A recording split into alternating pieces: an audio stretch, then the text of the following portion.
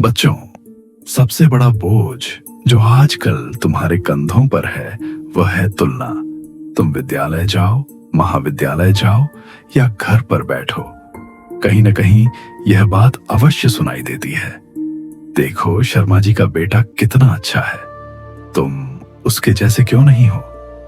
तुम्हारे मित्र के अंक तुमसे अधिक हैं, तुम्हारा परिणाम इतना कम क्यों है?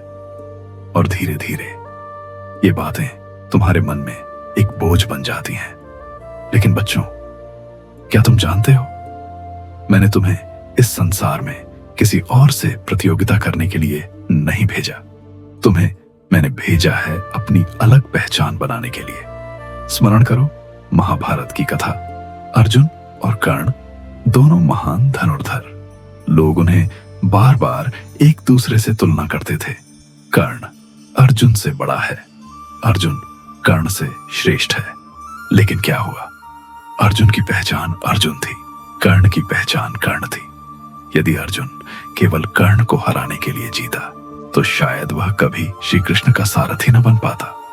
और यदि कर्ण अपने हृदय का बोझ छोड़कर केवल अपनी शक्ति को पहचानता तो उसका नाम और भी ऊंचा होता। मेरी संतानों, तुलना ने दोनों को पीड़ा दी, अर्जुन को भी, कर्ण को भी। यही होता है जब तुम अपनी पहचान दूसरों से नापते हो। सोचो, जब तुम्हारे माता पिता तुम्हारी किसी से तुलना करते हैं तो वे तुमसे घृणा नहीं करते, वे केवल अपनी चिंता और अपना प्रेम तुम्हें समझाने की चेष्टा करते हैं। पर मैं तुमसे कहता हूं, उनकी तुलना को अपनी सच्ची कीमत मत मानना। तुम्हारी कीमत अंक, नौकरी, धन या समाज की दृष्टि से नहीं है। तुम्हारी कीमत तुम्हारी असली पहचान से है। जैसे एक फूल गुलाब को कभी चमेली से नहीं आंका जाता। क्या गुलाब कम सुंदर है क्योंकि वह चमेली जैसी सुगंध नहीं देता? नहीं, दोनों अपने स्थान पर अनमोल हैं। वैसे ही तुम भी अनमोल हो, अपने रंग, अपनी सुगंध, अपने कार्य से। रामायण में भी देखो, राम और लक्ष्मण दोनों भाई थे, पर राम मर्यादा के प्रतीक बने, लक्ष्मण सेवा और समर्पण के प्रतीक बने। यदि लक्ष्मण को राम से तुलना किया जाता तो क्या वह अपना असली रूप दिखा पाते? नहीं, दोनों अपनी अपनी जगह अद्वितीय थे।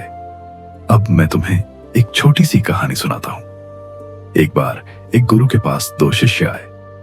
एक शिष्य ज्ञान और विद्या में निपुण था, दूसरा कला कौशल और गीत संगीत में पारंगत। गुरु ने दोनों को एक एक खेत दिया और कहा, अगले वर्ष जब लौटोगे तो मुझे अपने खेत का फल दिखाना। एक वर्ष बाद दोनों लौटे। पहला शिष्य अपने खेत से गेहूं, चावल और दाल लेकर आया। दूसरा शिष्य अपने खेत से फूल, सुगंध और रंग बिरंगी बगिया लेकर आया। लोग कहने लगे, देखो, पहले शिष्य ने कितना अन्न उगाया, दूसरा तो कमजोर है। पर गुरु मुस्कुराए और बोले, तुम सब गलत देख रहे हो। दोनों शिष्यों ने अपनी अपनी शक्ति के अनुसार अपने खेत को संवारा है। जिसने अन्न लाया उसने लोगों को भोजन दिया, जिसने फूल लाए उसने लोगों को शांति और आनंद दिया। बच्चों, गुरु ने कहा, तुलना कभी भी सत्य नहीं होती। हर व्यक्ति का अपना खेत है, अपना रंग है, अपना कार्य है। जो अपने असली गुण को पहचान लेता है वही जीवन में सच्ची सफलता पाता है। बच्चों, जब भी तुम्हारी तुलना की जाए, अपने मन में मुझे याद करना और कहना, मैं अपना हूं, मैं जगन्नाथ का अंश हूं, मैं अपनी अलग पहचान लेकर आया हूं।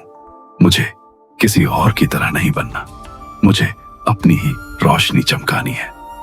ये संसार तुम्हें बार बार तुलना करेगा, लेकिन तुम्हें अपना ही मार्ग चुनना होगा।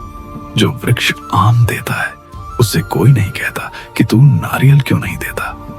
हर वृक्ष अपने फल से पहचाना जाता है। तुम भी अपने कर्म से पहचाने जाओगे। और माता पिता, यदि आप यह सुन रहे हैं तो याद रखिए, आपके बच्चे तुलना से नहीं, आपके विश्वास से जीते हैं। तुलना उनके मन में भय उत्पन्न करती है, पर विश्वास उनके पंख खोल देता है। मेरी संतानों, जब भी तुमसे तुलना हो उसे बोझ मत बनाओ, उसे प्रेरणा बनाओ और स्मरण रखो, तुम्हारी कहानी तुम्हारी है और तुम्हें वही लिखनी है जो तुम्हारे लिए रची गई है। तुम अपने हो, तुम अनमोल हो, और मैं सदैव तुम्हारे साथ हूं।